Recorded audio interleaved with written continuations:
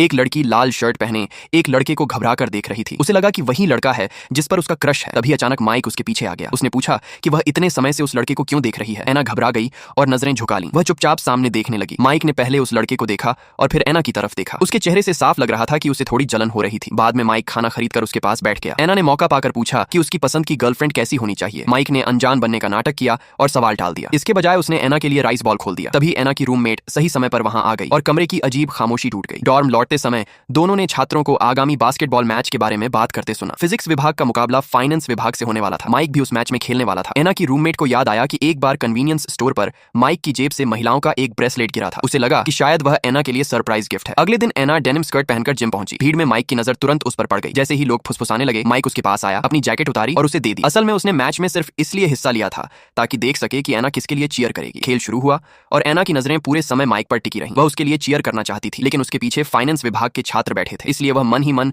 उसका हौसला बढ़ाती रही। आखिरकार मैच खत्म हुआ और फिजिक्स विभाग जीत गया। एना की रूममेट दौड़ कर आई और उसने एना से कहा कि माइक के लिए पानी लेकर जाओ। लेकिन जैसे ही एना उसकी तरफ बढ़ने वाली थी, उसने स्कूल की सबसे खूबसूरत लड़की को माइक के पास जाते देखा। फिर उसने लोगों को कहते सुना कि माइक और वह लड़की एक साथ बहुत अच्छे लगते हैं। जब एना ने माइक को दूसरी लड़की से पानी लेते देखा तो उसे बहुत जलन हुई। माइक ने एना को वहां से जाते हुए देखा और मन ही मन खुश हुआ। अपने डॉर्म में वापस आकर माइक ने अपनी झुंझलाहट एक टेडी बियर पर निकाली। वहीं लिसा ने एना को याद दिलाया कि उसने कभी कहा था कि अगर माइक की किसी लड़की से डेटिंग शुरू हुई तो वह खुशी में आतिशबाजी करेगी। उसने एना से कहा कि अब उसके लिए तैयार हो जाओ। एना ने आखिरकार मान लिया कि उसे जलन हो रही थी। उसकी रूममेट ने उसका मूड ठीक करने के लिए शॉपिंग पर चलने का सुझाव दिया। लेकिन कैंपस से बाहर निकलते ही दोनों ने माइक को स्कूल की खूबसूरत लड़की को एक गिफ्ट देते हुए देख लिया। माइक ने वह गिफ्ट खुद उसके हाथ में पहनाया। एना को याद आया कि उसकी और माइक की पहली मुलाकात भी एक ब्रेसलेट की वजह से हुई थी। वह अपनी आंखों के सामने यह सब देखकर हैरान रह गई और उसका शॉपिंग करने का सारा मन खत्म हो गया। उधर माइक लड़की के डॉर्म तक पहुंच ही रहा था कि तभी उसे लिसा का फोन आया। लिसा ने उससे पूछा कि स्कूल की खूबसूरत लड़की के साथ उसका क्या रिश्ता है। माइक तुरंत समझ गया कि असल में क्या हुआ है। उसने एना को मैसेज करके मिलने के लिए कहा। काफी सोच विचार के बाद एना मिलने के लिए तैयार हो गई, लेकिन उसके चेहरे से साफ पता चल रहा था